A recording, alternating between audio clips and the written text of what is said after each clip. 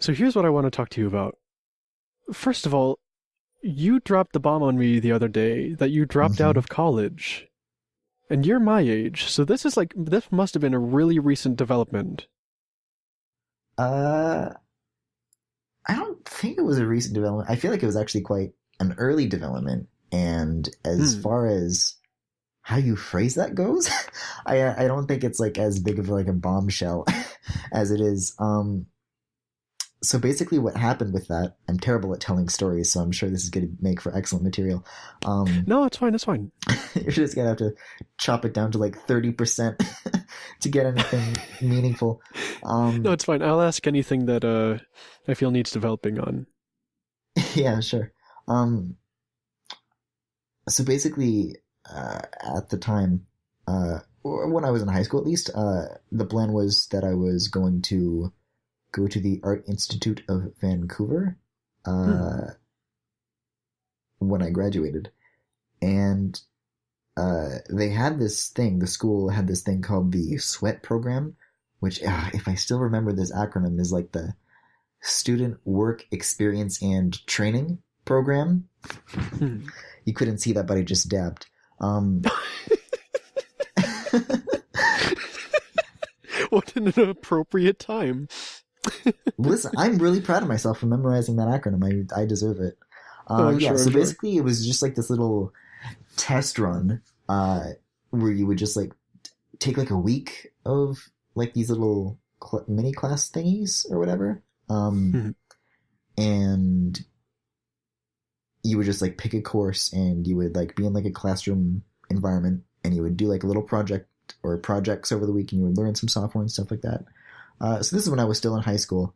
Um, Hmm. and I'm in Alberta. I live in Alberta, but I went over to Vancouver for a little bit to do all that. Um, and at the same time, I was also like just straight up applying. So while I was doing the sweat program, I was also like applying to go there for real, or at least like Hmm. showing them my work and like getting a bit of guidance. And at first they were like, "Oh yeah, this stuff looks really great. This is really great work," um, and they signed me up. Or at least like set up like a window at which point I would be enrolled. But the Hmm. the whole sweat program, once I actually started it was just like, I don't know, both in terms of just like the student environment and the teacher environment, or at least like the environment that both the students and the teachers created. I wasn't really into it, and coupled with that, um, so for the whole sweat program, you pick like what kind of things you want, what kind of course you want to tackle. There's like a couple different uh, sweat thingies that they offer. So it was like game design or like animation or like fashion and stuff like that, right? Hmm. Um, Okay. so I think I did like animation. Yeah, I did animation, and it was all 3D animation, which I guess Hmm. for like the what the industry demands are, it's totally fine. Um, Right. but it just like it wasn't really what I was. I just wasn't feeling it. I just wasn't something I was passionate about. And I do 3D work, but it's just not.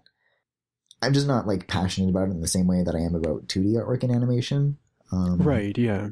so I just like wasn't feeling it. Yeah, and the first day too was like so bad that I just like literally. Uh, they were like really long too. I think it was like 7 or 8 to 5, Hmm. and then there was like a small lunch break. So I was just day one. I was just so turned off to it that just like at the lunch break, I just like went to the nearby McDonald's, had some lunch, and then I just got on the train and went back. I just left. I don't think I told anyone either. Is that the only day you were there Um, for? no. Afterwards, I kind of like explained what was going on. And I mean, also just like a lot of the students that I was just working with were just like assholes. So Right. Right. they like asked what was wrong, and I kind of I kind of said all the stuff, and they're like, oh well, okay, well we'll let the teachers know, and we'll maybe try to not make a fucking mess.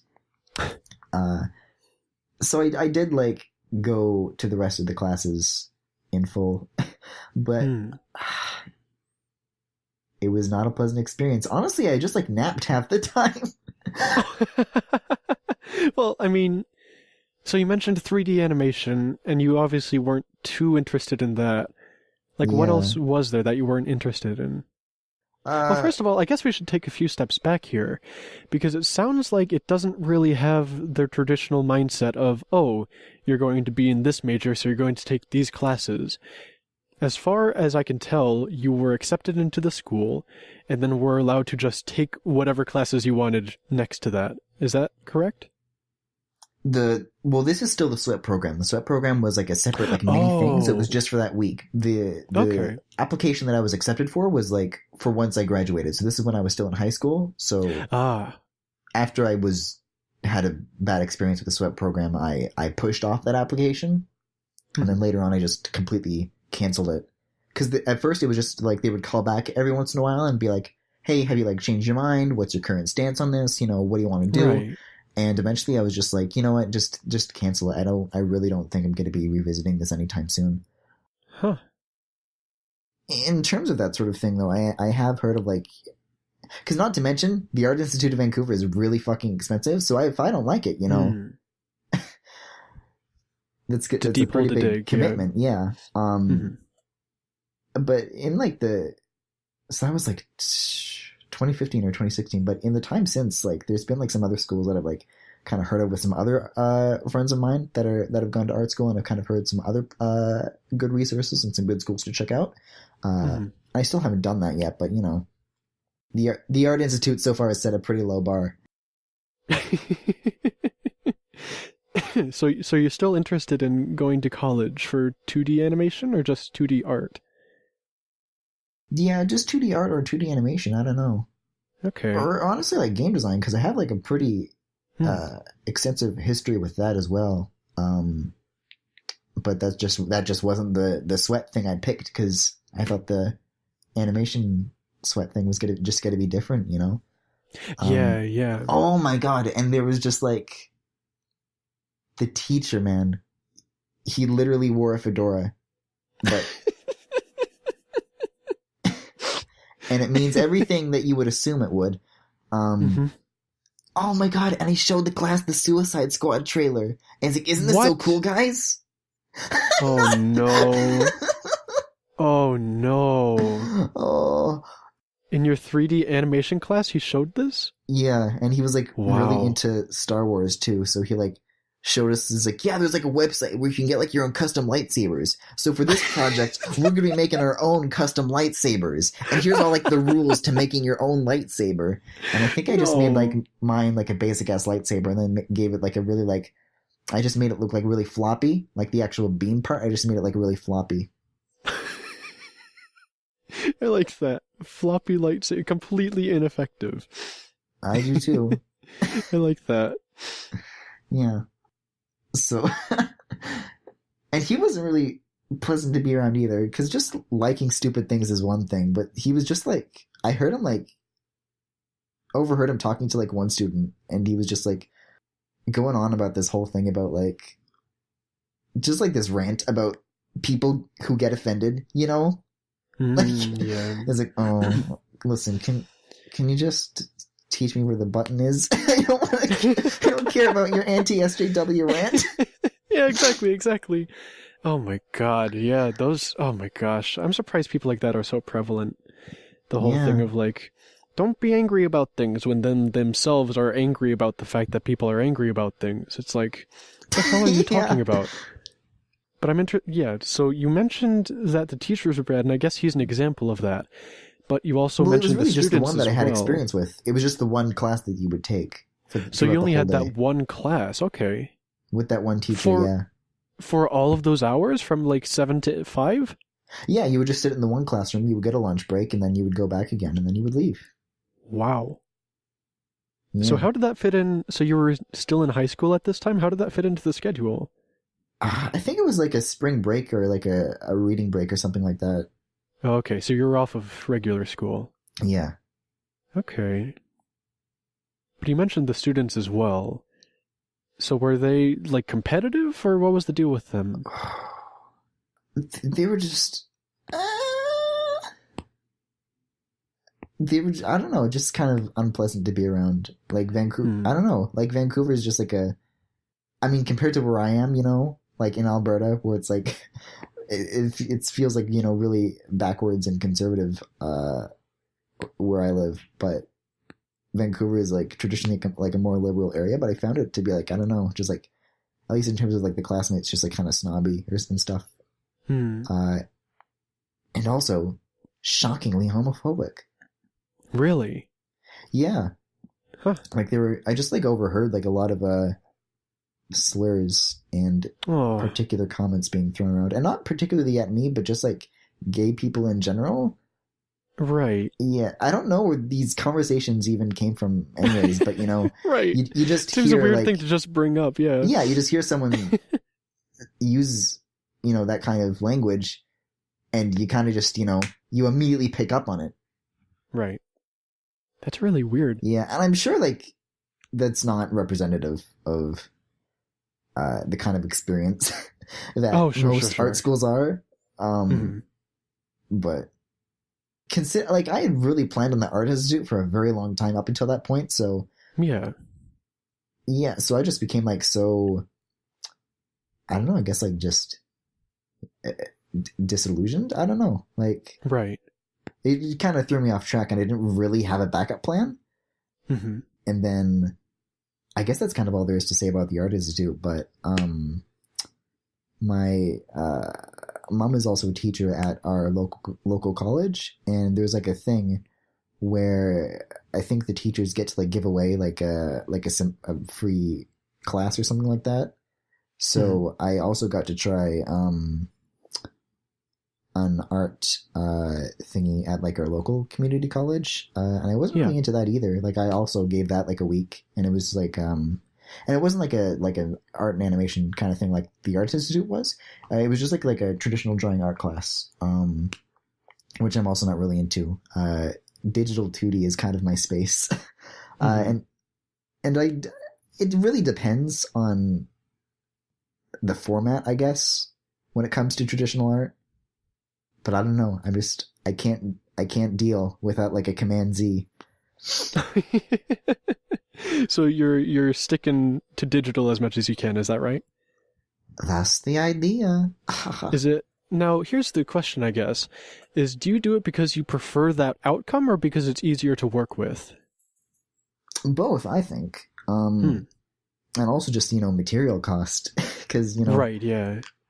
Shit, I'm out of orange now. Now what? Yeah, exactly.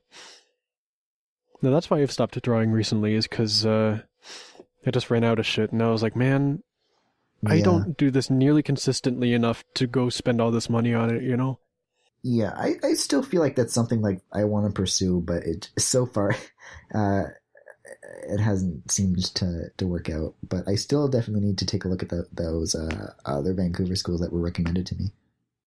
Oh, yeah. So you want to go to school as a visual artist. Yeah. Can I ask like why? Sort of what is your dream position to be in with this? Are you just like doing commissions and stuff? For the time being, yeah. Hit me up, twitter.com/GriffinGalactic. But is that what you always want to be doing, or do you have a bigger goal here?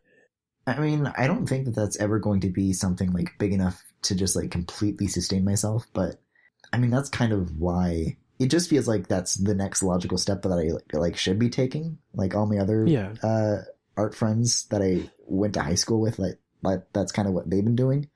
Yeah. And in terms of like a career based on like stuff I'm good at, I think that's really all I have. Oh, so just like commissions and stuff? Well, just like art and animation and game design, like those are that's pretty much it. Well, yeah, that's I used to do like some website stuff too, but I've forgotten like all of it since then. Yeah, no, that's a pretty versatile toolkit of things to know, though.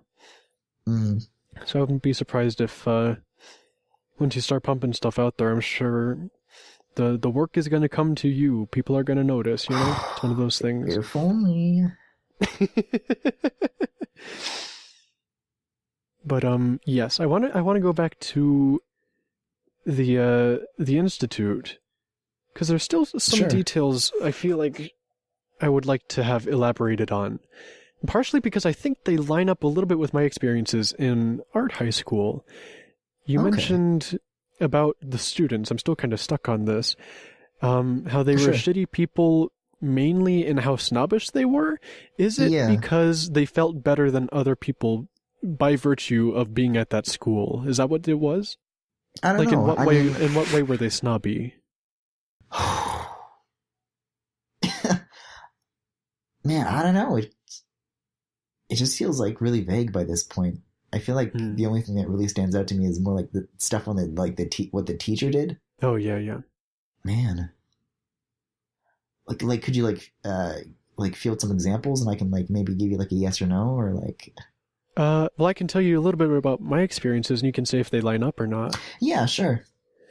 So basically, just a quick history lesson. I kind of explained this in a whole big video already, but if anyone Ho, didn't ho, listen to ho. that, I went I might to an not arts have high checked school. that video out actually. I might have to do that after this. Oh, I mean, it's an hour long. If you've got that time, go ahead. Oh, I'll go for it. I'll do it. But yeah, so basically, for sophomore year to graduation of high school, I was in a performing arts high school where I majored in vocal music. And during that time, I also got acquainted with the piano and the organ and that kind of stuff, and that's how I got to where I am right now. And in that time there, obviously, I spent most of my time with the other vocal music majors, because that's, who I had classes with, like Yeah. vocal technique and stuff, the other vocalists. And there was. I never felt alienated by them, but in that way, I kind of felt bad. I don't know, it's this really weird feeling of like, there's people in my classroom, and they're really, really proud to be in this school to the point that some of them just think they are better than like people who go to public schools. Like there was a really, really big sense of pride at my school, which I think there should have been because, it's really cool that we're doing this thing, but I feel like people took it really, really far to the point of like, oh, I'm preparing for my future in the creative arts, and those people are just, doing regular math in public school. And in this way, it became this kind of elitist thing where, I don't know, is that kind of accurate? So to say they're more elitist than Yeah. snobby. Yeah, I feel like that's a really good it captures the attitude really well. Right. And especially in your case, because it seems like with yours, it seems like they all still were going to public school. They were just doing this as well. So I feel like somehow the snobbery would have been even stronger because it's like, oh, on top of going to public school, I'm also doing this. Was it kind of like that? I can't speak to like the history of the other people who were attending that sweat program because I was just like, Right. coming in from Alberta, from like wherever. Yeah, Um, yeah. so I don't know like the lives and the histories of the other students that were attending. I didn't really know anyone there. Sure. I sat next to this really awesome girl though, who also thought the teacher was an asshat, and she was pretty cool. Hmm. Yeah, I'd say that's a pretty good similarity to draw though. Hmm. That seems to be like the what I was like kind of picking up. It's Right, interesting that you right. bring up that you went to a performing arts high school though, because that's actually the same situation that I was in. Hmm. Yeah, I feel like it was definitely a little different than how you describe your experience. It sounds like from what like the three words you said about it, it sounds like already a bit better than what I was going through because it feels like it's just like a performing arts school in like name alone, and especially Hmm. like in like the time that I've graduated and like friends that I've had that are like a year younger than me that are still to graduate. Like they've been really like gutting the resources and just like directing it over to other areas. Like when Hmm. I went there, there was like a graphic arts lab, and there was like a big old printer where I could pay the teacher to get some cool prints of my artwork. Oh, sure. And there was like all sorts of like computer labs and stuff like that. And now it's just like they've gotten rid of all that equipment, and there were like multiple computer labs, and they got rid of all the equipment. They got rid of, and not just the computers. They got rid of the computers. They got rid of, I think, all the computers in the library too. Like, we're talking a lot of computers, like 3 rooms in a library full of computers, and they got rid of all of it, and they replaced it all with Chromebooks. And the graphic arts courses and the art courses and all that, they don't even offer them anymore. Really? Why? I don't know. I hear, like, even when I was, like, on my way out, when I was graduating, there were, like, talks among the staff about just, like, how they were way too overcrowded, and because they have that physical space, they're not allowed to ask for funding to get more space to the building. If they're like, oh, well, you have this dance room here, why isn't this a classroom? You can just make this another classroom. So it's just, like, a matter of, like, square footage, I guess, and how that space is used. But I hate that shit, man. Replacing everything with Chromebooks is a pretty active decision, because those can't do shit. Like, you could still offer a graphic arts lab if you had anything that wasn't a Chromebook. Mm-hmm. So yeah, it looks like it got out just in time. It is, yeah. Man, like, you're diving into this Art Institute thing, but there are, like, wild stories about my high school experience. Actually, I guess we could talk about that then, because I think that's something we can level with a bit more here. It seems like we have a lot more similarities. I guess we can work backwards. Yeah. So you said you were mentioning about how my school sounded better, and I think your reason for that is because it seemed more focused? Is that accurate to say? So I guess in the way that my school had me positioned as a vocal arts, vocal music major, did your school do stuff like that as well? Yeah, and there was like band and music and stuff like that. I haven't heard anything about But like, I'm talking the entire parts of your day dedicated to just this. Oh, I don't really have any experience in music, so that was kind of just like a whole wing that I hardly ever visited. Well, I mean, in regarding to what you did. So yours would be like 2D animation, I guess, or just visual art. Oh, yeah. I mean, yeah, like going back to like how they offered graphic arts courses and stuff. Within that, there was like a bunch of. This semester was just like broken down into like different Adobe apps. So maybe like for these few months, we'd be doing like a couple different Photoshop projects, and then a couple different like Animate projects, and a couple different Illustrator projects, stuff like that. So it was like digitally focused. Yeah. It was pretty much just, using Adobe software as a class. It's interesting. Yeah, and I think a bit of basic web design. So did they not teach you about, like, fundamentals of Oh, yeah, the fundamentals were there too, and then the software was used to, like, help demonstrate your knowledge of those principles. Okay, yeah.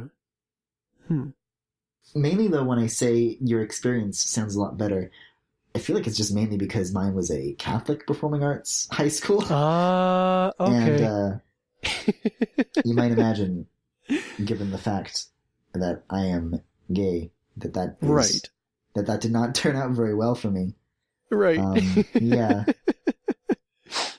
The thing that prompted this conversation was gay Fire Emblem art. Well, so that's good. I feel like given how many conversations revolve around gay Fire Emblem, that's pretty much like how every conversation of mine starts and ends, or somehow arrives at. Here's a picture of Keaton's dick. Do you want to talk about school? It's true, though. It's true. Oh my gosh. So I guess this is where we could find a difference. Were you at your art school for your entire high school experience? The performing arts place? Yeah. Yeah. Okay. So how did you find out about it then? The performing arts place? Were you doing stuff like in middle school to be like, oh, this is the next logical progression? Do you mean like the performing arts high school or the Art Institute? Well, I guess both. Let's start with the performing arts high school, because then we can go chronologically. Yeah, sure. Well, with the performing arts high school, the way it works in Alberta is that I think I'm sure other places in Canada might have a similar setup. Is that basically taxpayers can choose what kind of schools, like if they want public or private schools to receive the funding. It's something like that. I wouldn't be able to like say that with confidence, but it's something along those lines. So basically, being like a really religious kind of place, Catholic schools kind of just ended up receiving just like a lot of funding. So this is why they originally had like 3 computer labs and this expensive printer and all this equipment and all these fancy cameras, is because, you know, they received lots of funding. And Jesus brings in that cash. So going into it, it was just like, well, this school just has like better equipment and better resources for me, so why would I not go, right? And I mean, I went to a Catholic junior high school as well. Oh, okay. Were they part of like the same district? I guess so. Yeah, I think it's all FMCSD.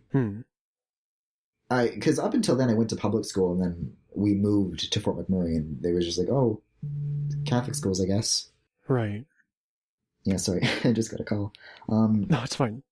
So yeah, from like the very start of moving here, it was just like, that's what it was. Like that's just the way it was, and that's the choice, the obvious choice. Right. And to be clear, junior high did not work out well for me either. In what way? I mean, it's still a Catholic high school, or a Catholic junior high school. Oh, yeah. So Yeah, was there in oh, sorry. Yeah. Yeah, I'm just being called for something. I just gotta, I'll be back in a sec, okay? Oh, yeah, go ahead. I just gotta like tech support my brother downstairs. Okay. Oh, I am so sorry. No, it's fine. It's fine. It turned out that he did not need tech support. He was writing an essay, and he's like, "Hey, do you want to like do this for me?"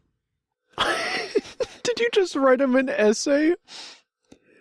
I mean, it was like just like proofreading and doing some fixing, but in its original state, it was very, very bad, and I had to like redo the whole thing. And my AirPods are still connected, right? So while I'm down there, I can like occasionally hear you sighing into the microphone. And I'm like, fuck.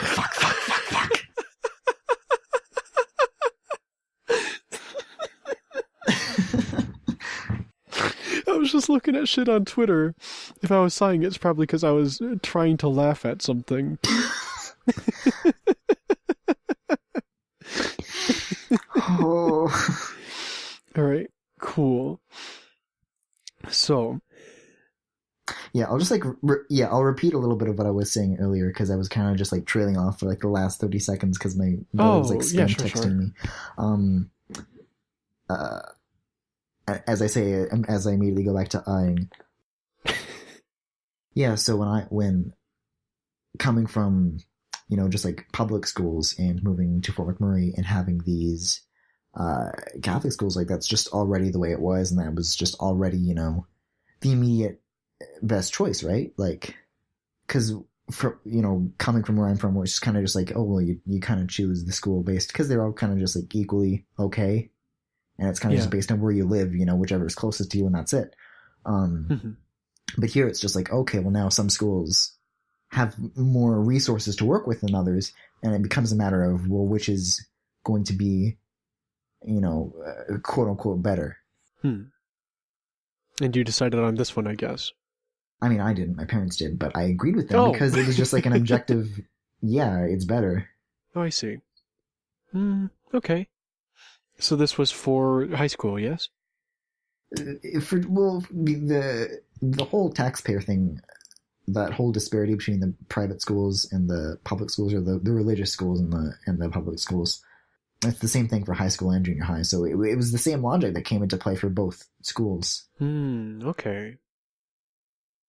So I guess that's interesting. So you never really made the choice on your own of like, yeah, I want to go. I mean, what to performing school? What kid does really? It just happened to be like I don't know. It was just happened to be a performing arts school, and it was the one that was closest, and it happened just to be a well-funded Catholic one. Huh. That's really interesting, because like most of the people who went to my school were like, you know, because you have to audition to get in, and then you have to decide You have after. to audition to get in? Yeah. Did you not have to? No, I didn't have to audition. What the fuck are you Oh. talking about? Yeah, This okay. Hunger Games shit? No. It's the same thing as like auditioning for a part in a play. So you would come in someday. It was usually a school day too, which I thought was always really funny. It's like, hey, fuck your school for a little bit. Come down to ours to see if you're good enough. It was kind of like that.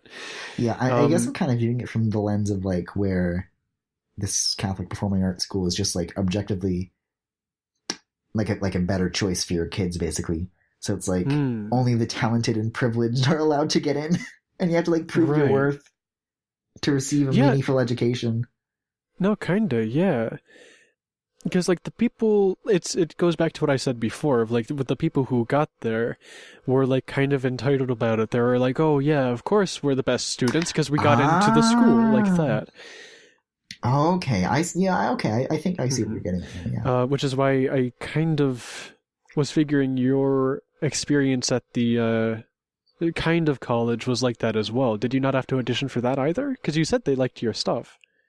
When they said they liked my stuff, that was for the actual application to actually attend the school. I think the SWEP program has like some kind of application process, but I think it's just like a thing that you write. You just like write a page or whatever about why you want to go, and that's about it. Huh. I didn't have to like attach any of my work or anything. It's mainly just about like the learning experience rather than already going in with the skills. Right. That's interesting. Because that's the main reason why I feel like I don't have to go to college is because I learned pretty much everything I had to at school in terms of like music theory and that kind of thing. Because it basically was a little mini college where you applied to go in and get taught like college level curriculum because they don't teach this stuff in high schools, you know? It's what you go to college for. But it doesn't really seem like your performing in high school was like that. So how much focus was there on art compared to regular school curriculum? I mean, the way it kind of all came out, or the way it came off to me, was that it was kind of just like what you would expect from any average high school. Like all this art stuff it's just like electives that they offer, and that's about it. It's not really incorporated into like the main life of the school. Okay. So let me give you an example here. So a day at my school would have looked like 7 periods, right? So first 3, last 3, and lunch in the middle. So if you were an underclassman, you would have regular school curriculum first, math, English, etc., science, that kind of stuff. Those were your first 3 periods. Lunch. Then the last 3 periods were art. So for my example, choir and vocal technique and music theory, that kind of stuff. And then when you're an upperclassman, those flip-flops. So art first, lunch, then school curriculum. And it sounds like yours was just regular school curriculum the entire way? Is that what you're saying? Well, no, like, obviously, like, the performing arts electives were still there, but if we're talking like schedule-wise, the way it was organized was a fucking shit show. Basically, there are 5 possible orders that all the classes can be organized in. So it's day 1, day 2, day 3, day 4, day 5, right? Except the school like alternates between 4-day school weeks and 5-day school weeks. So basically, like a week in, everything gets thrown off its timing, and it's like, oh well, like Monday is day 1, right, and Tuesday is day 2, and that kind of just like sounds logical. But then it's like Friday is day 1, and like Wednesday is day 4. And that is so fucked up. It was just like a really weird. It's such a weird way to organize it. I don't know. Why did they do that? Like they built like this whole system, and none of it made sense. Yeah, what the hell is that? So it was more like a 9-day cycle. Not even, because it's not. It doesn't. The cycle doesn't reset. So if the school week ends on a Thursday on a day 4, then Monday is going to be day 5, and Tuesday is going to be day 1. And so it just gets thrown more and more off balance. Why the hell would they do that? Did you ever ask? I don't think anybody dared to. That is so weird. Because we had a system kind of like that too, but it was just days 1, 2, 3, and 4.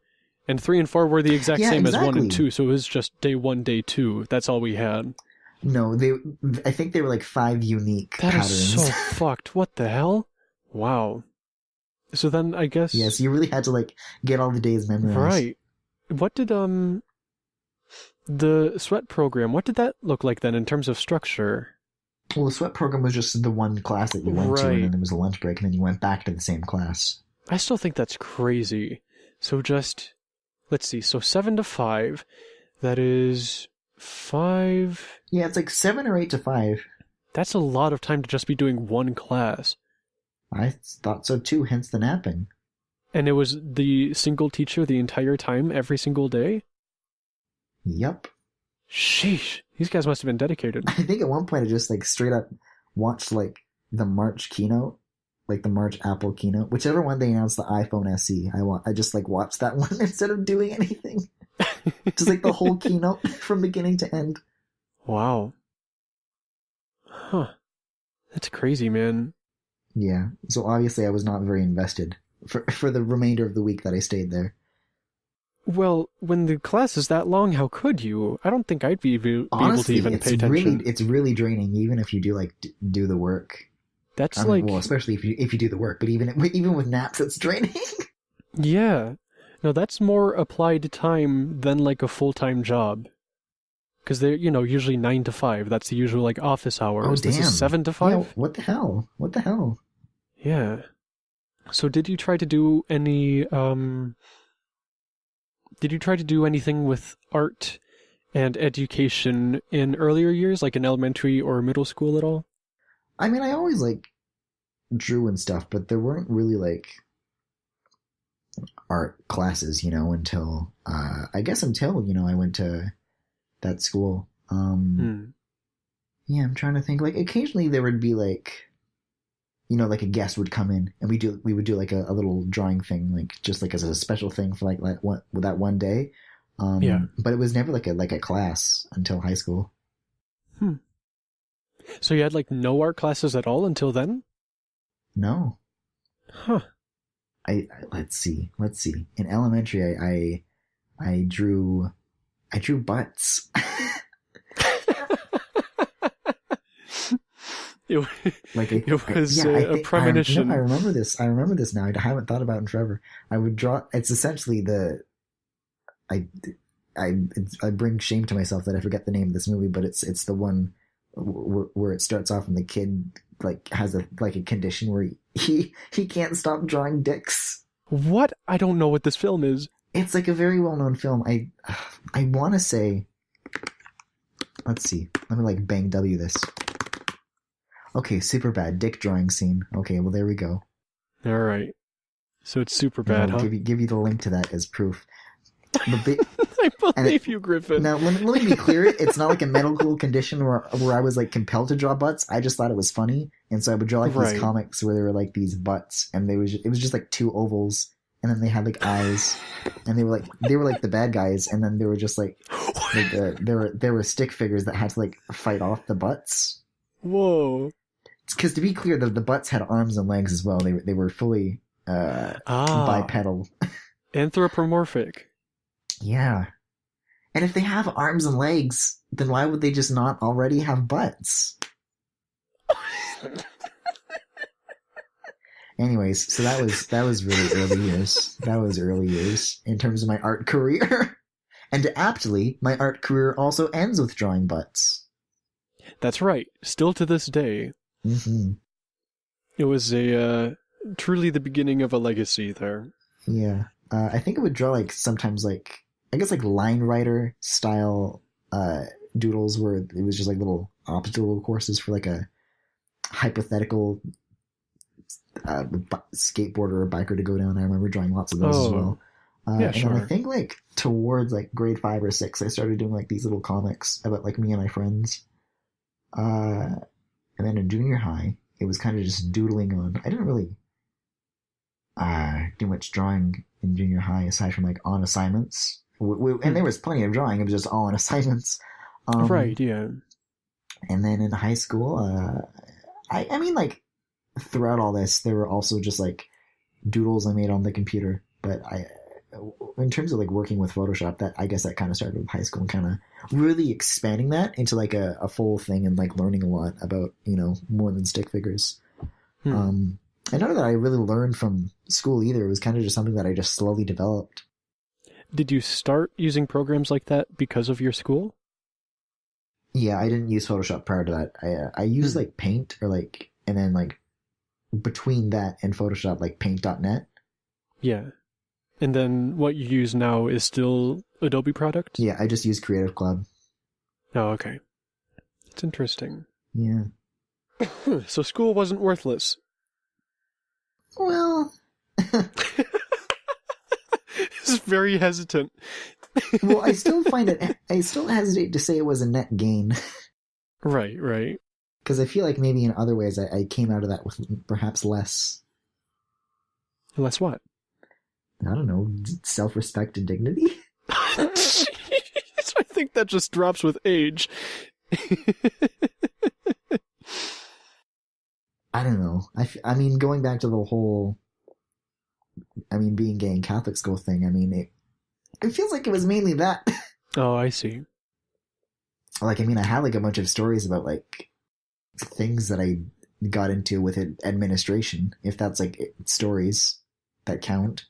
Did you get in trouble for being gay? I guess because it was a Catholic school, wasn't it? I wouldn't quite put it like that, but yeah. Well, go on, let's hear about it. I'm interested. Cracks me goddamn knuckles. Let's see. I just kind of want to start this from because I've got like a couple of stories now. I'm gonna rub my hands together. All ready to spill the beans. Right. So in terms of like the classes you would take, you would have your cores and your electives, right? And so you would have like, math, science, socials, English, right? And then the others would be electives. And so, in like a public school, you would also occasionally have like a health class, right? Yeah. But in this Catholic school, it was health and religion. So it was like mostly religion and then very, very, very slightly health. Oh, sheesh. So it would just be like, like just religion class for like an hour. And then occasionally, there would be like a special day where it would be like, actual health class, but with a religious twist in some obvious ways that you can perhaps guess. Right. In terms of protection and certain forbidden relationships. Also, so this same health teacher that I had, or this health and religion teacher that I had, at one point there was like a guest speaker that came, and it wasn't just like for our class, it was just like for the school. And I guess it was also part of the religion class, but basically there was just like this, it was this ex-convict, right? And he comes out of jail and he like turns his life around, and he's coming to the school to like tell a story, right? And I think it was just like the majority of the hour-long block that we just kind of, listen to this guy's talk, right? So we come back we all, leave the presentation, we come back to our class, and the teacher asks the class, once everyone's kind of, settled down, and she says, so was anyone else thinking what I was thinking? Like, what was the question on everybody's mind? And so everyone's kind of silent, and then she's like, did he drop the soap? And, Ooh. Yeah. I raised a bit of a stink about that, and I told the administration, like, hey, your teacher's like making rape jokes. Holy shit. Does she know what that means? I feel bad that this is like the tamer side of like the story. It's like you're already like freaking out. Well, no, I'm shocked that a teacher would say something like that. Yeah, it feels like kind of, I don't know, just kind of par for the course, given the situation. Right. So yeah, I like told administration about that, and they like looked into it, I guess, and I recall them like interviewing some other students about like what happened to like verify that my story was true. and I don't know, she still taught there, and as like a few days later, there was like no more talk about it. So I don't know if it was just like an internal thing or whatever, but I don't think they cared. I just don't think they cared. That's weird. Oh yeah, sorry. I'm just trying to think of putting myself in the position of this lady, and like, all right, here's somebody who used to be in jail in front of all of my students.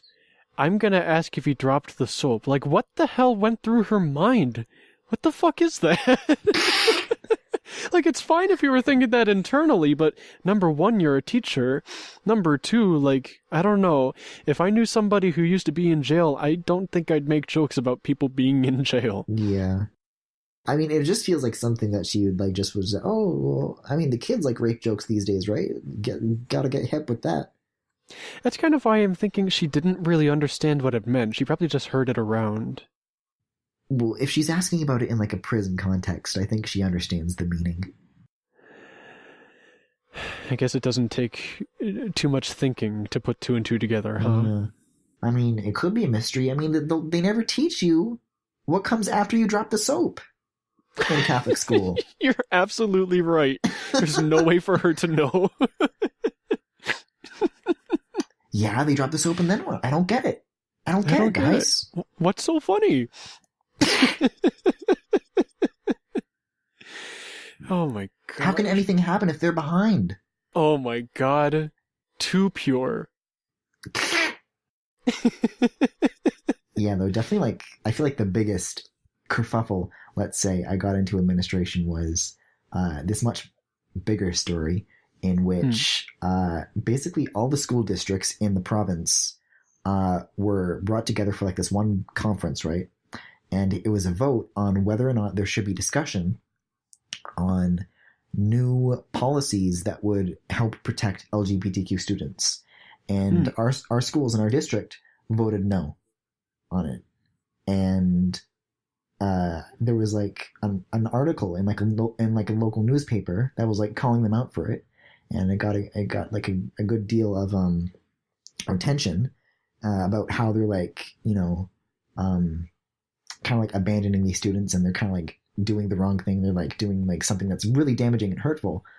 And so in the following months or so, the school kind of went on like this weird like PR campaign about like sending emails to all the staff and telling this teachers like specifically like talking points and what to say if students talk about this.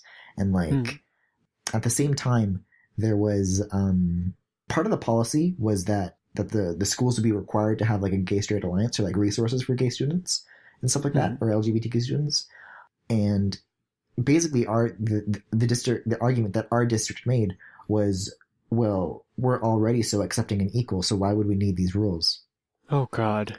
And so we technically had a gay straight alliance, but it was this thing called Club Unlabeled, and it was basically something not that, and it was just like they didn't even refer to it as a gay straight alliance. So as a gay student, I really only found out about it once this controversy came into play. Right. And I certainly hadn't heard about it or heard about it being a gay straight alliance. But basically, so they're coming under fire, and they throw this big like Pride Day or whatever at lunch, and they like have a bunch of rainbows and shit, and they have like a dance contest. And then like, well, I'm like, this doesn't really address any of the problems that people were bringing up. Right. And so they were just having this whole like little lunch party. It's like, see, we like gay people. We're fine. It's fine. My gosh. It's fine. And so people were like kind of coming up to me as like, I guess like the only gay person I knew at that school. And they're like, well, Griffin, why don't you have your rainbows? And all these straight people are just going around having a gay old time. And I'm like, well, you do realize like what this is kind of for, right? Because it wasn't even during like Pride Month or anything. Like they weren't having it for anything. It wasn't like a time of year that was like where any like LGBTQ historical events or anything like that took place. It just came out of nowhere, right? And so they asked me, you know, why am I not participating, or like why don't I have like any of my gear on? And I'm like explaining to them about like how fucked up the situation is and how what the school's really doing and what the school's, you know, actually doing to gay students, because this celebration doesn't mean shit. Right. And what the meaningful stuff that is happening is these policies that they refused to participate in that would actually help students. Because as someone who is definitely bullied a lot for this in high school, policies like that would have helped. Resources like that would have helped. And so I'm telling them about this, and they're like, wow, that's actually like really fucked up. Oh shit, right. And so in the days leading up to the preparation for this, I was kind of like sitting in on these Club Unlabeled meetings to kind of like gather more information, I guess, for the gay agenda. And basically what happened with that was, sorry, my brother just poked his head through my door and he kind of just closed the door again, so I don't know what he was up to. So I'm sitting in on these Club Unlabeled meetings, right? And I'm kind of seeing what's up with that. Mm-hmm. And so in the days leading up, we're like setting up the decorations and stuff for this. There was like this one student who was like making these like posters. There was like lots of drawings and stuff that would like go up on the walls and stuff. And it was like, I'm struggling to remember these names, but I want to so desperately. There is Humphrey the homosexual. There was Terry the transgender or something like that. There was like alliterative names for like every acronym and more. Right. Arnold the asexual? I don't think that was one. I think there was an ace one, but I don't think it was Arnold the asexual. But you get the idea, right? Yeah. And so I'm like, what the fuck? This is like fucked. Yeah. Like if you were to have like a religion day and it's like Joseph the Jew, and then he looked like all stereotypically like 1940s propaganda.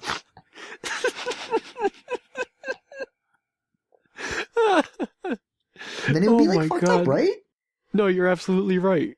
So as these meetings are going on and these drawings are going up, I'm trying to like kind of raise concerns with like other members of the group, like, hey, isn't that kind of fucked up? And they're like, yeah, but we don't know what to do about it. So this whole celebration comes on and there's like these horrible posters all over the walls, and so I'm kind of telling them about how not down to the decorations to the legislations. Little rhyming for you there. That it's all just fucked. Like, wow. So they say to me like, well, that's pretty messed up. I mean, what can we do about it? And so as they say this, right down the hall is the person in charge of Club Unlabeled. And so they go up to her and they're like, hey, got a couple questions for you. And she like, she obviously, rattled off the talking points that she was told to, and she, I forget like half the bullshit she spouted out, but I do specifically remember she said, oh, and people are accusing this of being a cover-up, and like, well, so what if it's a cover-up? And like, I'm like, oh, okay.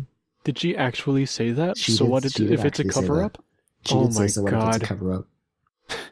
It's crazy, man. Yeah. In terms of administration, I think that's like the most of the stories that I have, or at least the only ones that come to mind. And then the rest is kind of just usual being bullied for being gay. That's about it.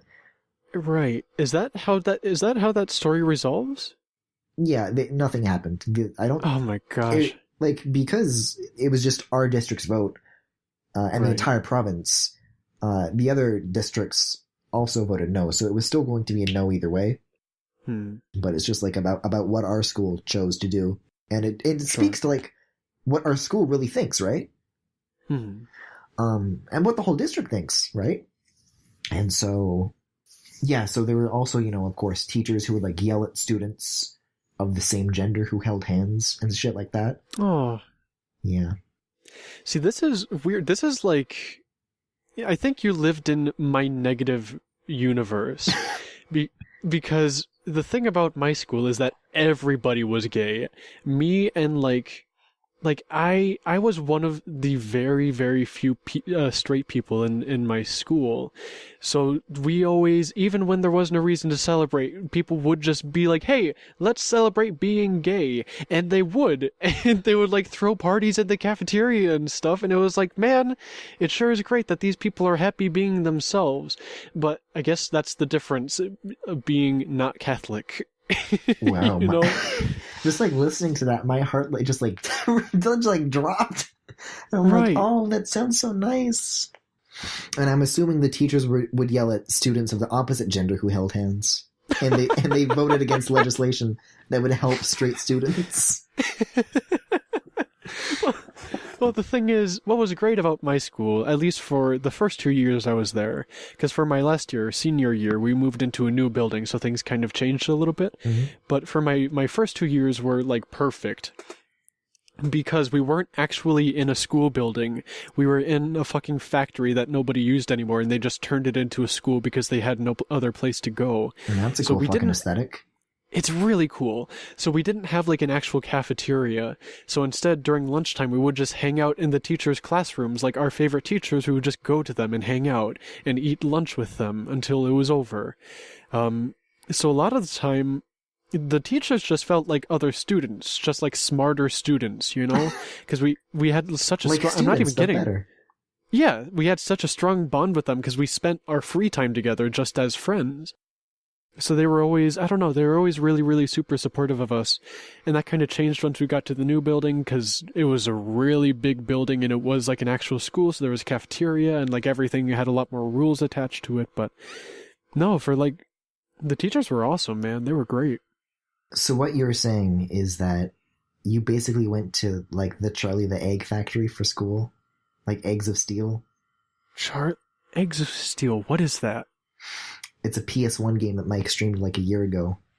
It's like an egg in like this factory. Is he like the construction guy? He's got like a Yes. construction... Oh my god. And he dies lots. And he goes... I don't remember anything like that, but I remember the egg. Can you tell me how he's relevant? Well, because he works in like a steel mill and it's like this really dangerous factory. So I'm like, is that where you went to actually, school? yeah, no, it was, we were by another thing called the Steel Stacks, which was an old factory used in like the 1800s for like constructing steel. I knew it. It's the steel mill. He's out there. Charlie's still out there somewhere. Tell me this. In these formative years, did you ever see an evil egg who had like a hole poked in him?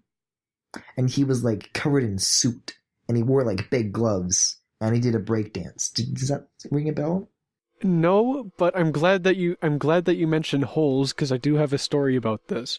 In the old building, like I said, the teachers were a lot more lenient, and so students would just kind of like be on drugs sometimes, and the teachers would be like, we know that they're doing this, but we're not gonna do too much about it.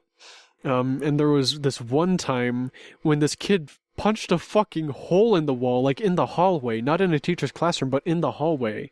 He punched a fucking hole in the wall, which you'd think would get him into trouble, but all that happened is they just put a poster over it. They just put a poster over this dude's hole in the wall, and whenever people would tear it down, they would just put another one back up. Because people tore it down all the time, because they loved the hole in the wall, but they just kept putting different ones up. It was a lot of fun, man. Now, for listeners here, I have sent Max an image of Big JB 221 in a DeviantArt comment section saying, "God, I wish that were me." No, here's my question, though. Being punched in the wall. Do you want to be the person who punched, or do you want to be the wall? I want to be the wall in this situation. That's the biggest mood I've ever heard.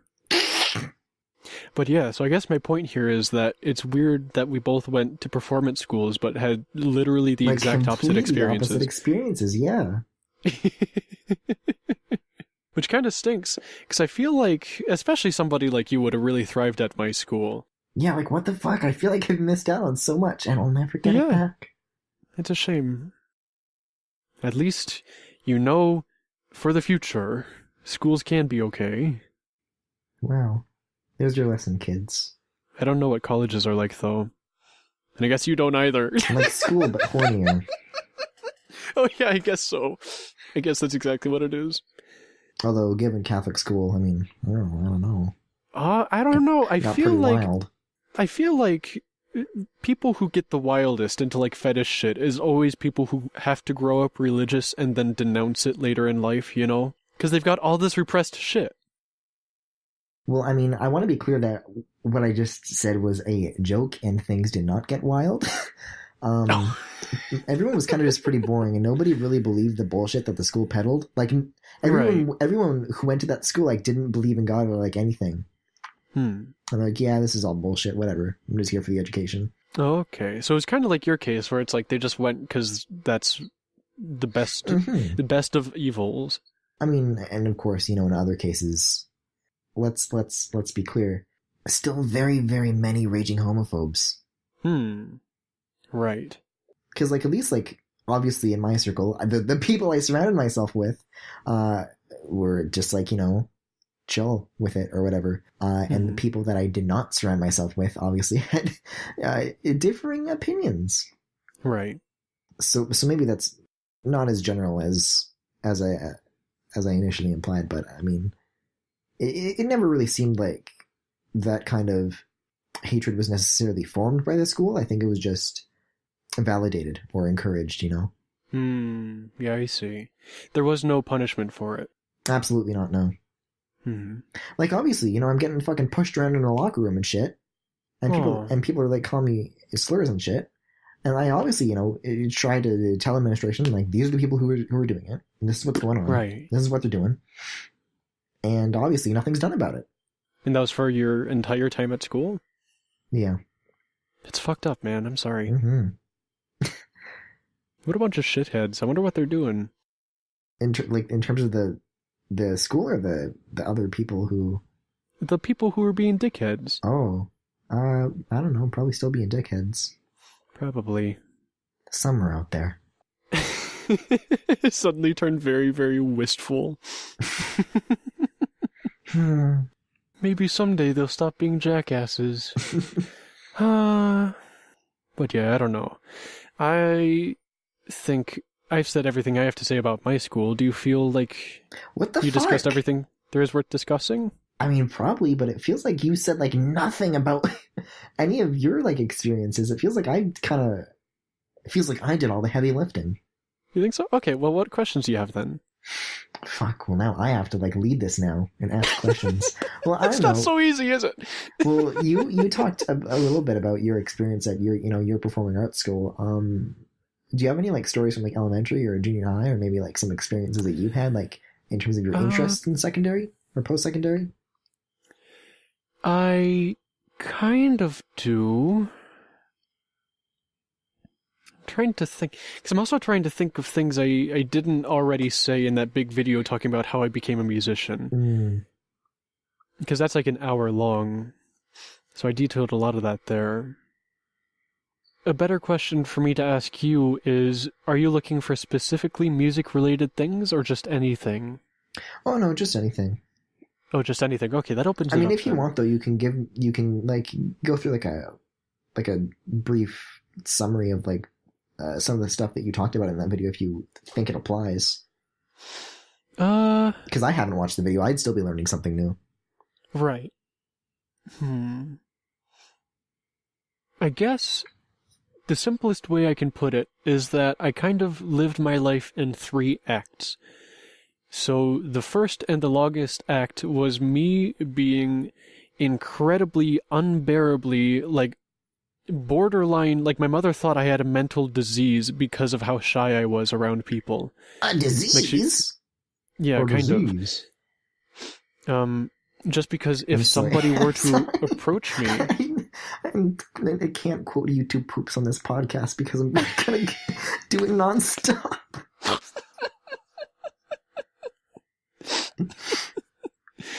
That needs to be apologized for. That's fine, that's fine. I was like cripplingly shy, where if anybody were to come up to me, I would either cry, not do anything at all, or hide behind my mother, depending on the situation. Oh, fuck, same! And this lasted for a really long time, because what Until I did... about last week. Yeah, last week was about when that stopped. It's about time, I think. Anyways, I was finally able to let go of that leg. But the reason I was mainly like this was because I was so invested in visual art, similar to you, I think. Which is to say, for most of my life, until, like, the middle of middle school, which you've been calling junior high, so 7th grade approximately, is when I stopped doing so much visual art. So just to give you a time frame, this is a long time. Like, most of my life even still was visual art. Yeah, I assumed that you had some experience with that, given your cute little profile picture. It is cute, isn't it? I'm pretty proud of that. I really like it. I like how it's got like cute. a lot of shapes going on, as Yeah, many it's things very do. geometric. I like the shapes. Yeah. I like the pretty pictures and the shapes. Exactly. But yeah, so I spent pretty much my entire beginning life as visual art kind of stuff. Actually, I have this really cute story. When I was younger, I was never really interested in the idea of God, but I really liked VeggieTales. I'm talking like before. I'm talking like before kindergarten. Okay, so you get this. You get it. VeggieTales was my shit. Hell yeah, dude. All right. I'm glad I don't need to explain this much. No, I am very familiar with VeggieTales. Hell yeah, that shit was my jam, dude. I love it. But yes, there was one point in my life, I'm talking very young, before kindergarten, where I had my mother send a letter to Big Idea of like, hey, my son wants to work for you when he grows up. And they sent a fucking letter back, like this real printed, very official letter with like this Larry Boy stamp, and was like, "Hi Max, we'd love to have you on in the future. Can't wait to see the work you do." And my mother fucking framed it, and for a long time it was in our kitchen, and it still makes me happy to think about, just because they were so supportive. Imagine being a company that supportive. Yeah, I mean, hey, I'm still in visual arts and animation and stuff. Maybe that's where I should go and just like sneak gay messaging into it. Yeah, Sneaking gay messages to VeggieTales. It's the gay agenda. You got to get the youth. I guess so. Pretty much. Oh my god. No, yeah, but as a young person, which I guess technically I still am, I always was partaking in activities that I could and really ideally would do alone. Which is to say, if anybody came up and was like, hey, can I do this with you? It's the kind of thing where if they were to ask that, it would immediately kind of kill the mood. Because, like, when you were a kid, like, when would you go up to someone and be like, hey, can I draw with you? It's like, you wouldn't really. You could draw next to them, but you're not going to ask to draw with them because it's a single-person activity. And then, you know, later on in life, like, 2nd, 3rd grade, I would bring a Game Boy to recess, and they'd be like, hey, can I, you know, nobody's going to ask. Like, hey, can I play Game Boy with you? Like, that's a single-person console. That kind of stuff. So I see that you were always a petty asshole. Yes. No, absolutely. Hey, can I share these potato chips with you? Actually, we're out of these kinds of potato chips.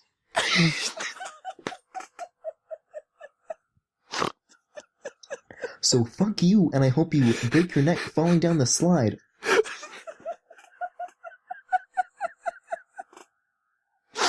No, you're absolutely right. You're absolutely correct.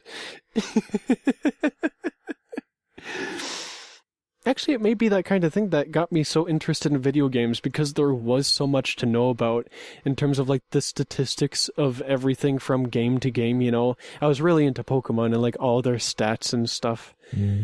Actually, I guess even going further than that, I was always just a very kind of detail-specific, very meticulous kind of child, where if I had a coloring book, not only would you, like, I would share it with my mother and my sister and stuff, but there was rules. Not only did you have to color inside the lines, you had to use the exact colors that there were supposed to be used on the page. So, for example, if I had, like, a coloring book of something from Looney Tunes, I liked Looney Tunes a lot when I was younger, too, and Daffy Duck was on the page, Or I guess a better example would be something like Yosemite Sam, a character with a lot of different colors on him. If they used the wrong shade of pink on his nose, I'd get very, very angry and be like, you can't do that to my coloring book, like that kind of stuff. No, I'm for real. And, like, if I was, okay, this is a bad one that really sticks out in my brain, where this must have been like 2nd grade maybe. I was getting ready to leave for school, and I guess it must have been a rainy day or something, because my school was close enough where I could walk, but for some reason my mother was driving me. So I had my backpack on, and I was about to get out the door, and it was exactly 8:05 in the morning, which is when we were supposed to leave. But swiftly, it turned to 8:06, and I started fucking crying because my mother wasn't ready for us to go in time, so I was going to be late to school. It was fucking 1 minute difference. And even then we were leaving like half an hour early so that I could be there like 20 minutes. Like, it really wasn't a big deal. That's just the kind of kid I was, where everything had to be right all the time, and everything that was right was, through my very subjective viewpoint, Yeah, no, I totally get that. Like, the reason I'm kind of laughing at this is because I kind of relate to a lot of this, and you might notice that the reason why I kind of steered away from a lot of the elementary school shit is because I was a weird fucking kid. Oh, yeah, man. Like, the one thing that I did share is about the butt anthology. Mm-hmm. I was so fucking weird. You know how your like mind wanders, like if you're like doing something mundane and you just like remember something from a long time ago? Yeah. 100% of everything that I did up until like, I don't know, like last week makes me like, it ruins my day. Oh, totally. Yeah. It's like, God damn it. It's so weird. What I'm amazed by is that I never lost friends because of the way I was, though. Like, Yeah, they same. always, at least they put up with it. I don't know if they were okay with it, but they at least put up with it, Yeah, which I'm I feel still like I formed surprised some by pretty to good this friendships, day. too. I think in spite of that, though, certainly not because of it. Yeah, definitely. Even to this day, I'm still like, I don't know, man. It's weird how people can, like, put up with the kind of shit I do. Because, like, I can be a fine person sometimes, but when I'm not, I'm like a huge fucking dickhead, just super opinionated. It's like, I don't know, man. Yeah, I think you're great, but at the same time, at least, well, it just depends on, like, how well you know someone, because I like you, but I also know never to cross you about potato chips. Well, no, okay, the potato chips were not the issue. It was the dude. It was how he was going about it. It was, and actually, I like that they as soon were. as I bring it up, you go on a rant about it. Actually, they were dried banana chips. Alright? At least get your shit together, Griffin. Oh, I'm sorry.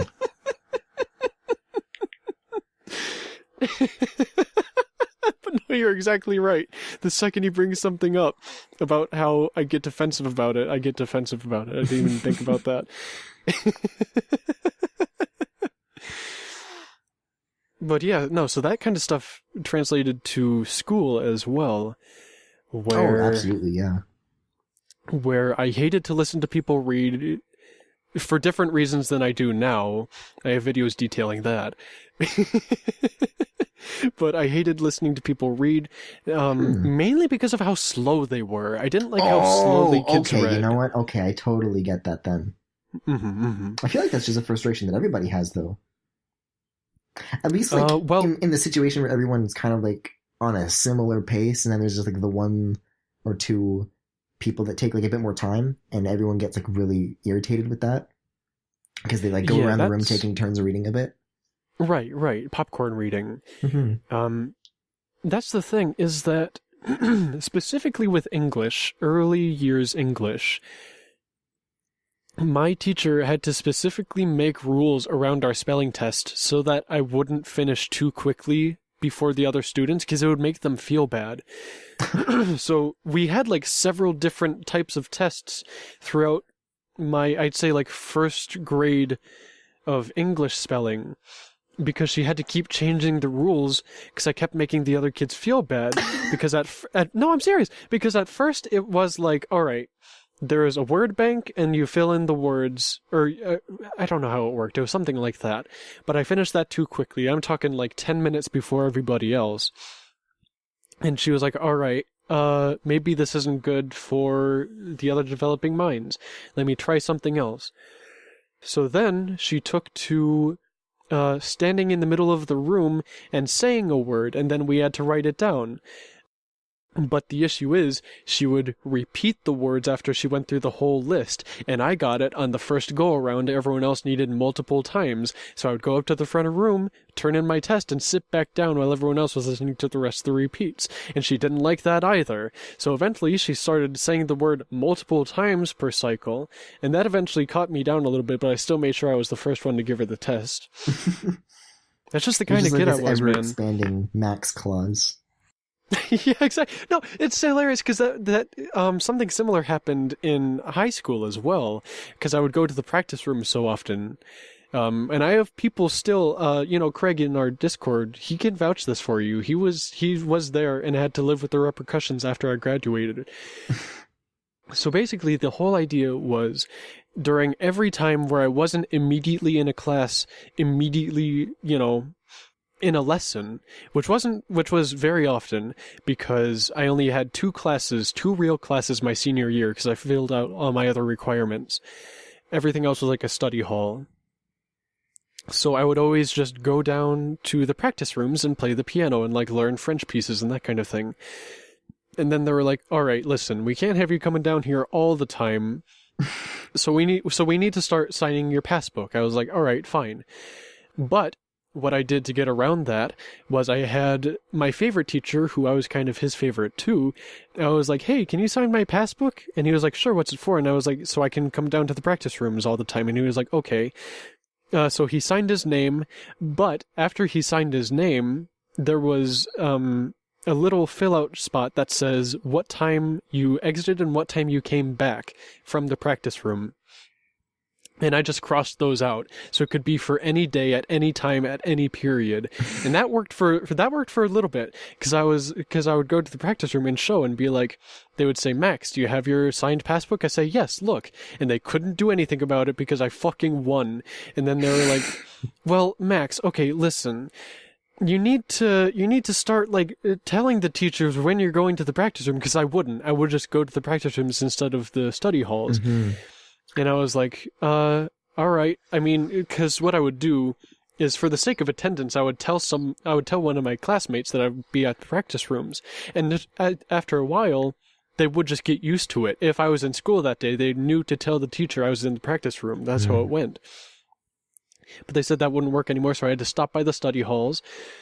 But I still, for a long time after that, it still worked that people just knew to take attendance for me if they knew I was in school. So it got to the point where they needed a different signature every single day from my study hall teacher at that exact period, detailing the time I'd be out and in of the practice room. And that, mind you, all of these rules changed for the entire school once I found a way through them. And so eventually that's where it ended once I graduated, and then all the seniors after that year had to deal with that shit as well. So it kind of started a practice room movement there just all by myself and made all the teachers really angry. But no, it was a lot of fun, and a lot of juniors hate me for it now. It was really a lot of fun ruining the experience for everybody else, yeah. Yeah, exactly. Because everyone else wanted to use practice rooms too, but the rules kept changing, so they never had to know what they had to do.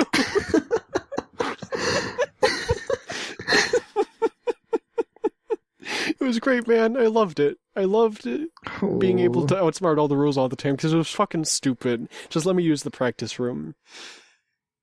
I mean, I guess I get why they're doing it, because, like, if you, like, disappeared, it's like, oh, well, you showed me a slip, but it was a slip from a thing a while ago, so who knows what he told anybody.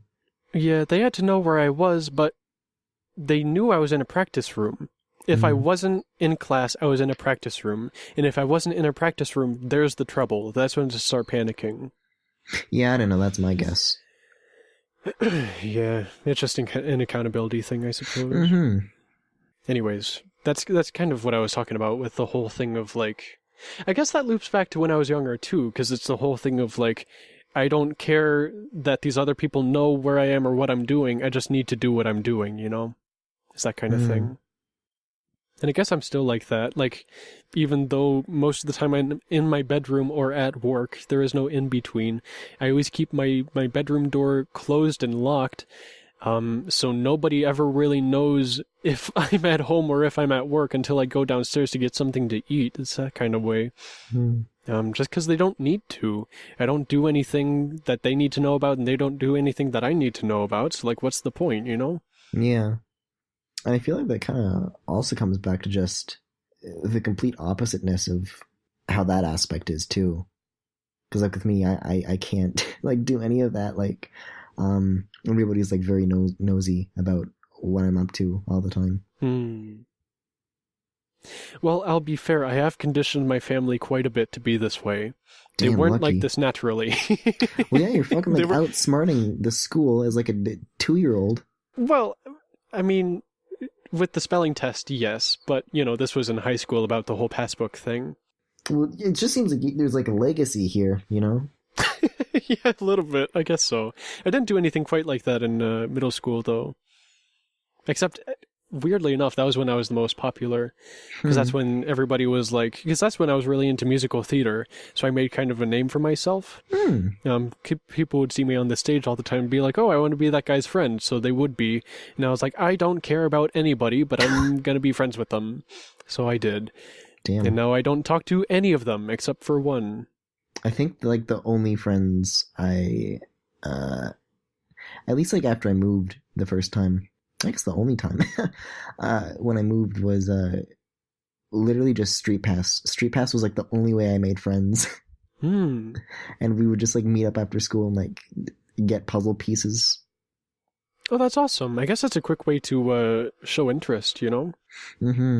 It kind of defeats the whole middleman of like an icebreaker of like, so do you like video games? It's like, that's how we met, you know? Yeah, I mean, especially it's because like, I mean, everybody did, obviously, but there was like a very prevalent, Nintendo's for gay babies. And like, well, I like Nintendo and I'm a gay baby, so what now? What's the issue? I love that. Sweet, dude.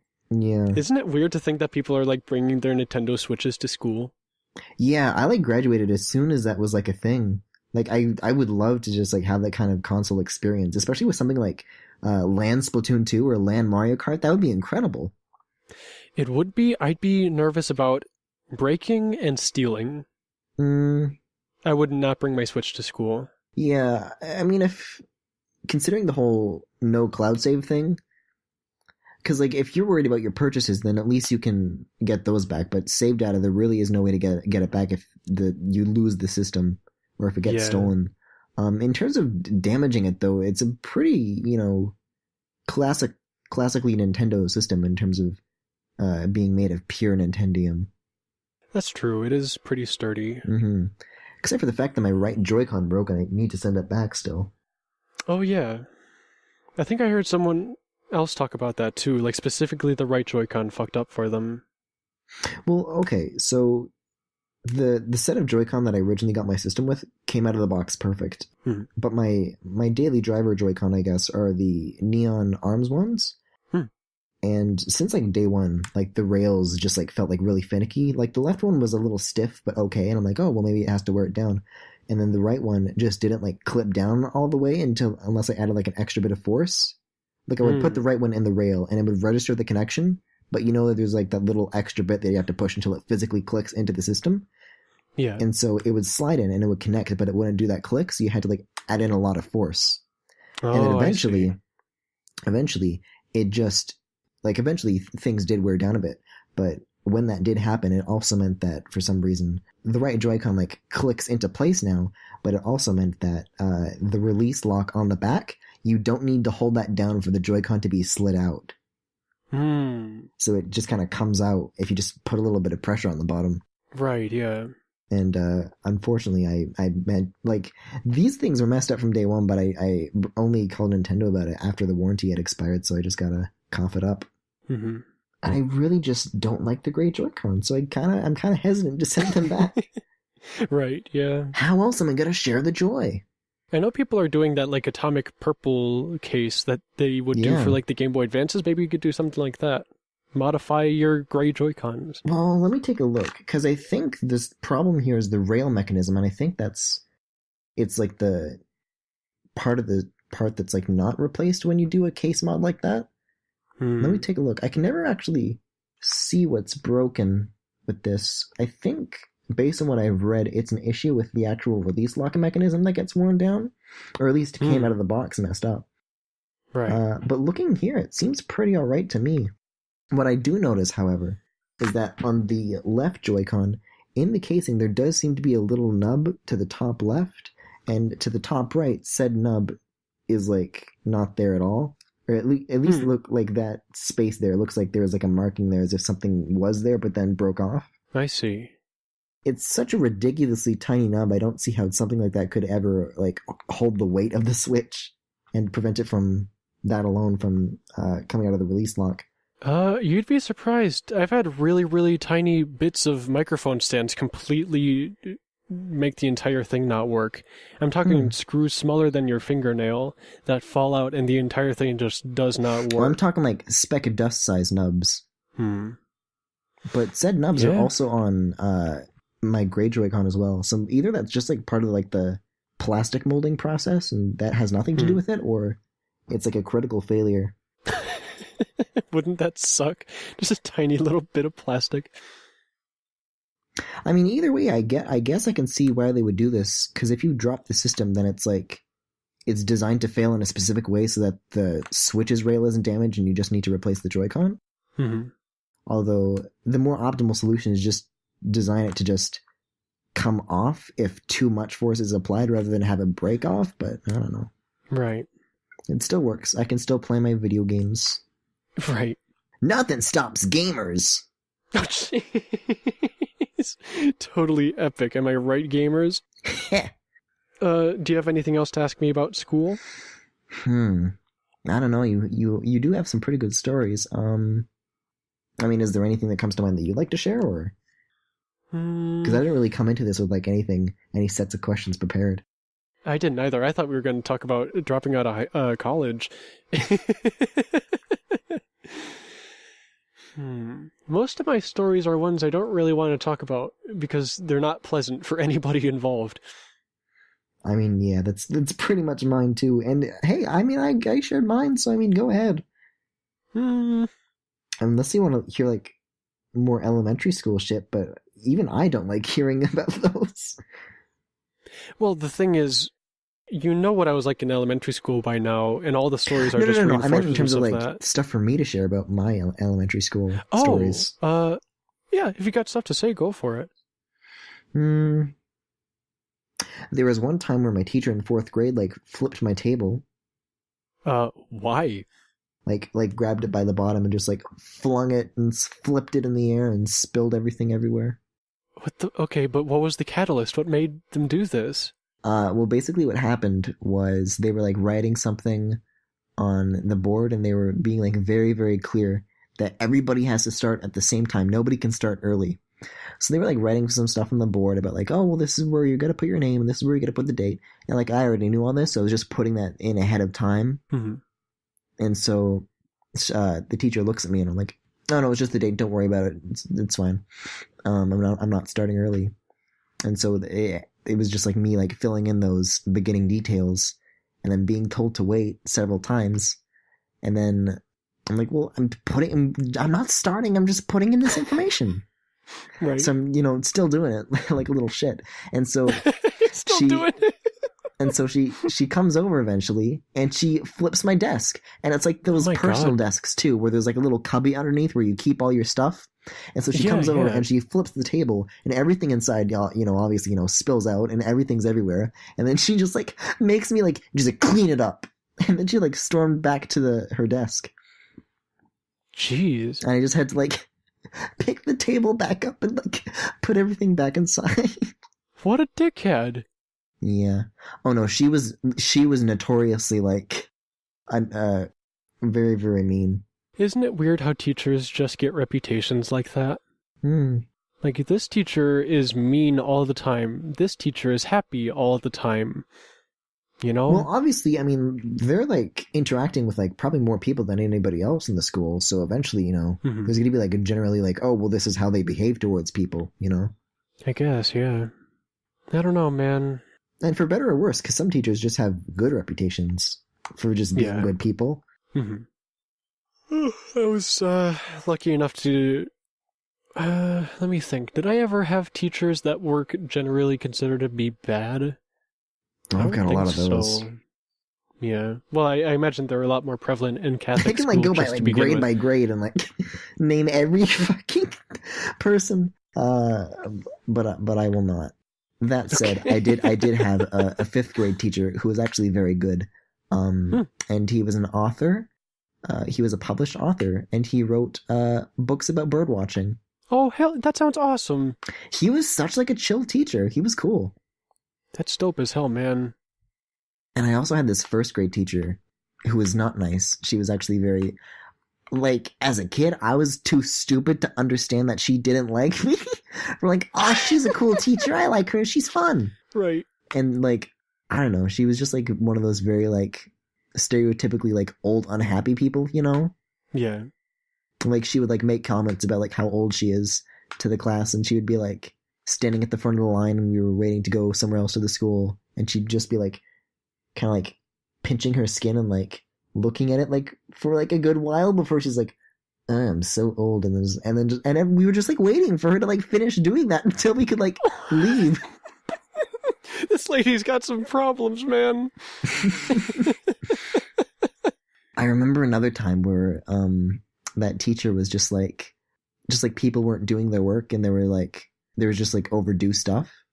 And so she's like listing out all these like things that like very few people have done, if any. And so she's like pointing them out all out on the board and she's like, old. And I chirp in and I'm like you. And then it did not go well for me. Oh boy, in what way? What happened? Well, obviously everyone kind of just like was like, oh, and just like looked at me. Everyone like, knew that wasn't a good They move. knew shit was about to go down. Did shit go down? Oh, I got the big yell. Oh fuck. Who else? I feel like when it comes to high school, the bad teacher stories that I have from there, there's Miss Rape Joke, there's nothing, pretty standard teachers aside from being ridiculously homophobic. That said, I do recall one teacher who I didn't personally have, but a friend of mine did. And at the time we were doing like these mock elections because it was like, oh, well, the elections in Canada are coming up. I wonder who the school's voting for, right? So we did like these mock elections and, see who wins or whatever. And so my friend's telling me about this one teacher they have, and they're telling the students who she actually voted for, which to begin with is already a crime. As a teacher, you can't do that to students. Because it would be like, like influencing them as like a authority figure or whatever. But right, yeah. I forget like the specific name of the party, but it's like on the tip of my tongue. So she tells who they voted for. And so in Canada, it's not like a two-party system. There's like a couple different parties, but who they voted for was like this, ridiculous, nobody's ever heard of this party. It's like the Christian something party, or like it's the Christian something party. I don't know. Perhaps as I tell this story, I'll look up like a list of parties in Canada and see what we'll get. Was it Wild Rose? That sounds like a poem. Wild Rose? Because I know Wild Rose is conservative, but like the party that like, yeah, like I'm looking like in the summary here, it's like right-wing conservatism, stuff like that. But I don't think they're as far right as like the person this teacher was voting for. And I'm not seeing anything else in this Alberta. Oh, here, main article. There we go. Yeah, now we've got a couple more here. Let's see if these come up. Man, I guess it must really not come up if the Wikipedia article doesn't even cover them. But basically, So she talks about this party that she voted for, and she goes on this whole rant about why she voted for them. And she's like, oh, well, in the UK, the kids can say they're depressed and then the doctors kill them. And going on about abortion, how obviously, she wants to repeal gay marriage. And just like this whole rant to the class, right? Mm-hmm. And then this friend is just like recounting to me about like this rant that she went on. And I think that teacher too was like also notorious for being like super religious and like frequently going on rants about abortion and shit to the class. Oh, I see. Yeah. Even like unprompted too. Like in classes that didn't even draw the comparison or have it as part of the discussion, she would just bring it up. Just really weighing on her mind, huh? Yeah, clearly. On the opposite end, there was a gay teacher who got fired, as you might be able to guess the reasoning behind that. I mean, no, wait, not because he was gay, right? Yeah. No! Mm-hmm. Come on! Mm-hmm. Oh my god. There was another, they weren't like a teacher, but they were like, like school staff. And they just like did it, they were also, gay, but they didn't want to come out about it because they were, afraid for how that would like impact their career. Because of just like how the school is, yeah. It's fucked up, man. Mm-hmm. I think with that same teacher, I think like a student found their grinder too. Oh shit! I have a story about that too.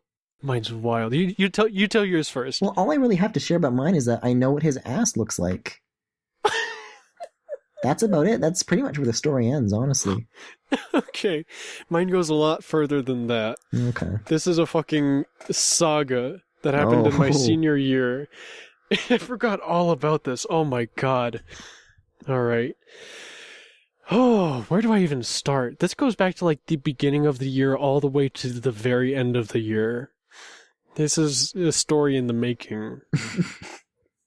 So, I guess to give you some context, vocal technique is a class my major has so that we can learn how to sing like a not bad person, right? Mm-hmm. So, our teacher for senior year was supposed to be this woman who does a lot of musicals and stuff. But during my senior year, she got accepted onto a Broadway show, and of course she wasn't going to turn that down, so she kind of left the school for a little bit to go partake in this really, really big deal production. And of course she would. We all wished her the best. So this is about like a substitute then, or? Yes. Substitute stories are the best. They're wild, man. A long-term substitute, because we had no idea when she was coming back. So she's gone, and for a really long time, I'm talking multiple months, we just did not have a solid teacher to teach us any curriculum whatsoever. We were just dicking off every single day for months. So, they finally get somebody in, and he is male, and that's, fine. And he starts teaching us about musical theater stuff, but it very quickly becomes apparent this guy's fresh out of college. In fact, he's still taking classes. He is not matured. He is not a professional. He is a student, just like us, except he's in a position of power. Do you kind of see where this is going here? Well, it seems like you've described the other staff in the same way, so I don't see the problem here. Okay, let me continue.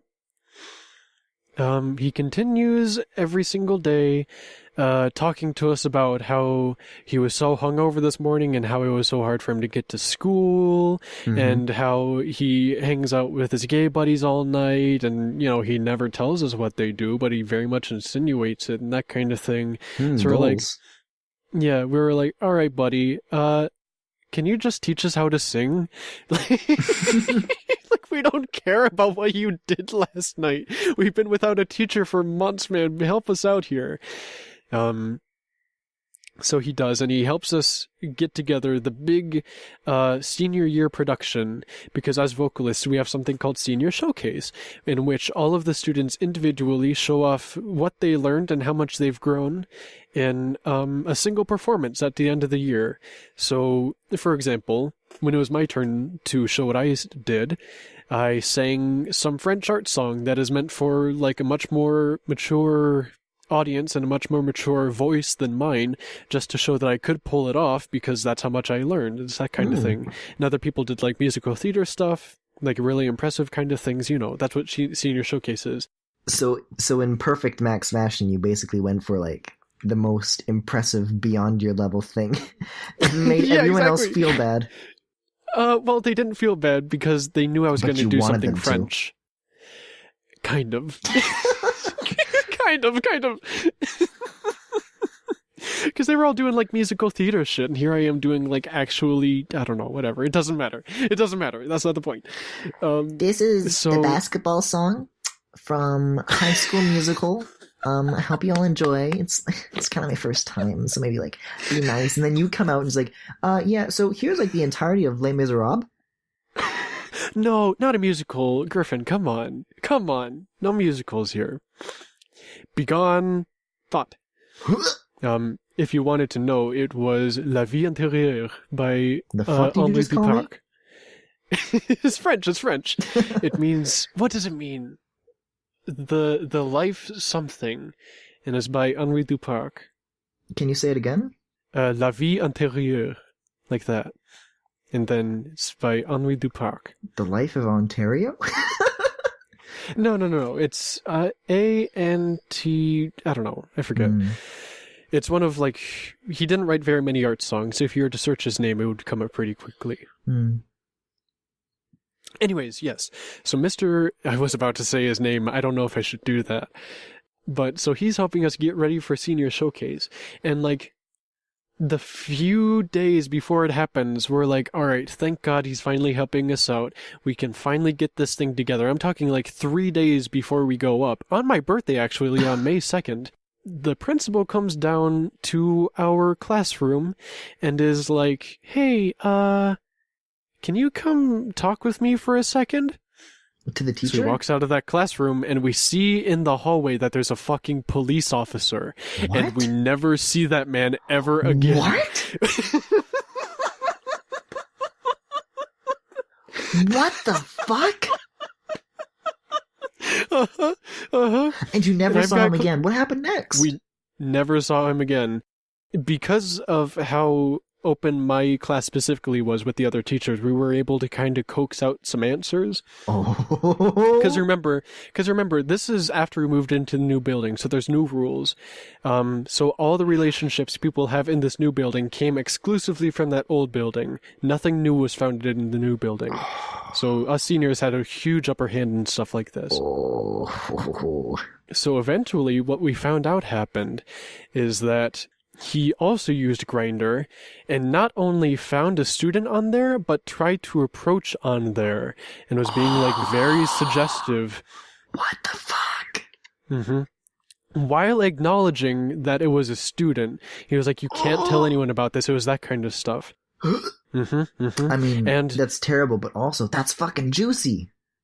It is, right? I love telling the story, man. I really do. So the whole thing is, like, so of course the student goes to authorities, because of course you do. People were, like, getting angry at him because I was about to say the name again, this teacher was helping us get ready so much, and it was so crucial that we got done on time. But, like, I'm glad the student found help, man. Don't victimize him for this, you know? It's that kind of thing. So, yeah, the principal comes down, police is there, and we never see him ever again, and I'm sure he's never going to be able to teach anywhere, and he wasn't even out of school yet. It's crazy, man. But eventually we did get another substitute to help us finish up, so it worked out in the end. That's a good fucking story. It is a good story. I forget about that one a lot, but it's one of my favorites. Yeah, wow. I think the only, like, similar story I have about, like a teacher disappearing is just, like, not even, like, he wasn't even, like, he wasn't a crime boy. It's just that he was a substitute for a while, and then the teacher came back, and then he wasn't. But we had this teacher with this, oh man, he's got like a very funny sounding name, and I would love to say it, but I don't think I will. Let's just say it rhymes with Boggle. It's a good name. It is. Anything with ogle is just fun to say, no matter what consonant it is. Right. And so, I mean, that's about it. We just had a teacher who had a fun name, and then and then he left. Not quite as exciting as yours. It's a good story, Griffin.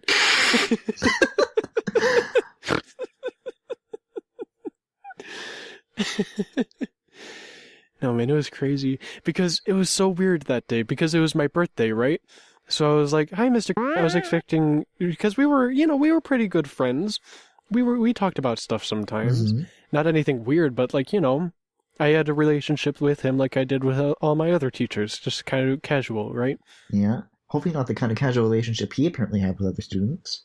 Right, not like that. But I expected him to be excited because it was my birthday. So I said, "Hey, Mr. Shit." Okay, his name was Mr. He just wasn't in a very good mood, so I guess he kind of knew it was happening, that he like got found out. And I was like, oh, I guess he's not in a good mood today. So I went to go to my seat, and then that whole shit with the principal happens, and all of us see the cop in the hallway. And it's like, damn, dude. And then literally we just never saw him again. He left, nothing after that. Well, then, like, what happened? Was it, like, towards the end of the block, you just, like, sit there with no teacher for, like, the next 20 minutes? Well, what happened was the head of the vocal department was also teaching a class at that time, so he just brought his class into our classroom and taught all of us at the same time. Wow, that is crazy. Mm-hmm. Trying to think of anything else like that, but man, for being in art school, it wasn't quite. Yeah, I don't think I could taught. I don't think I can taught teachers getting arrested. It's a pretty high bar to set, I know. Mm-hmm. And once again, you've exceeded everybody else and made them feel bad for not being as good as you. In what way? Because you have a better story than I do. Oh, all right, that doesn't count. I was not in control of that. No, it counts. It fucking counts. Another addendum to the Max Clause. I guess.